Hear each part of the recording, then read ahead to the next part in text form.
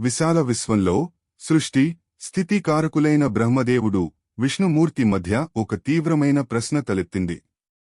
సాధారణంగా సామరస్యంగా ఉండేవారి స్వరాలు ఇప్పుడు తమలో ఎవరు గొప్ప అనే ఫియర్స్ డిబేట్తో ప్రతిధ్వనించాయి.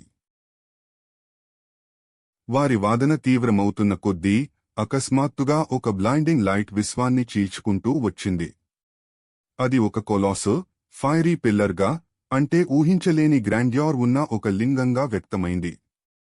ఆ లింగం ఆకాశాన్ని చీల్చుకుంటూ పైకి, భూమిలోకి లోతుగా, ఆది అంతం లేకుండా విస్తరించి ఒక సైలెంట్, ఇన్స్పైరింగ్ ప్రెజెన్స్ గా నిలిచింది. ఈ మిస్టీరియస్ మేనిఫెస్టేషన్ చూసి బ్రహ్మ, విష్ణువులు తమ వాదనను ఆపారు. ఈ బౌండ్లెస్ కాలమ్ ఆఫ్ లైట్ యొక్క ఆది అంతాలు కనుగొనడమే వారికి కొత్త ఛాలెంజ్గా మారింది.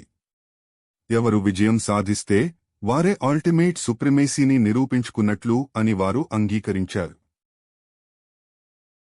బ్రహ్మదేవుడు హంస రూపం ధరించి సెలెస్టియల్ రియల్మ్స్ లోకి ఎగిరి లింగం యొక్క శిఖరాన్ని వెతుకుతూ పైకి వెళ్లాడు. అనంతకాలం ఎగిరిన తర్వాత ఆయనకు ఒక డెలికేట్ కేతకీ పుష్పం కనిపించింది.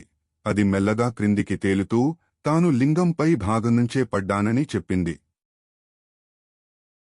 ఇదే సమయంలో విష్ణుమూర్తి ఒక మైటీ వరాహ రూపం ధరించి లింగం యొక్క ఫౌండేషన్ను కనుగొనడానికి భూమి యొక్క డీపెస్ట్ అబిసెస్ లోకి వెళ్లాడు.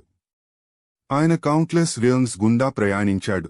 ఆయన రిజాల్వ్ అన్వేవరింగ్ గా ఉంది, కాని ఆ కాలమ్ ఆఫ్ లైట్ క్రిందకు అనంతంగా విస్తరించినట్లు అనిపించింది.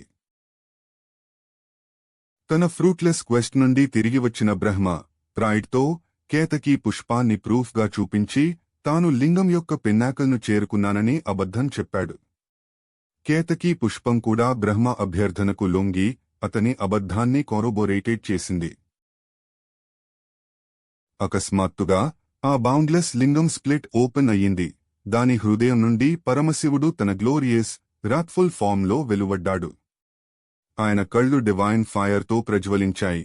బ్రహ్మ డిసెప్షన్ను బయటపెడుతూ అటువంటి ఫాల్స్హుడ్ సృష్టికర్తకు వర్షిప్ కోల్పోయేలా చేస్తుందని ప్రకటించాడు. ఆ సేక్రెడ్ నైట్ నాడు శివుడు తనను తాను సుప్రీం రియాలిటీగా, అల్టిమేట్ క్రియేటర్, ప్రిజర్వర్ మరియు డిస్ట్రాయర్గా, అందరికంటే మైటియర్గా ప్రకటించుకున్నాడు.